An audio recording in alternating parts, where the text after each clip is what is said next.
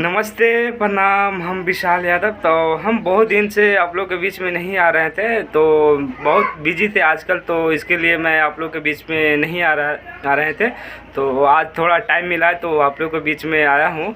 तो मैं आज कुछ ज़्यादा नहीं बोलूँगा, बस कुछ समझ में नहीं आ रहा था तो सोचा बहुत दिन से वीडियो नहीं डाला है, तो सोचा कि कुछ बोल के डालता है, कुछ बता के डालता है।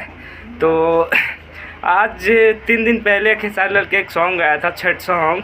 वो बहुत अच्छा ही सॉन्ग था, बहुत प्यारा ही सॉन्ग था, बहुत अच्छा भी लगा। और आप लोग बहुत प्यार भी दे रहे हैं वो सॉन्ग को, बहुत देख भी रहे हैं। हमको भी बहुत अच्छा लगा। अभी फ़िलहाल नंबर 1 पे ट्रेंड कर रहा है। इधर पे देख लीजिए, मैं इधर पे दिखा दे रहा है आप लोग को, नंबर 1 पे भी ट्रेंड कर रहा है। बस ऐसे ही खेसारी लाल पे ऐसे ही ट्रेंडिंग स्टार को एकदम ट्रेंडिंग में लाते रहिए और दिखा दीजिए अपना पावर, खेसारी लाल का फ़ैन का पावर। और बस आज के लिए इतना ही। बस फिर मिलते हैं नेक्स्ट वीडियो में।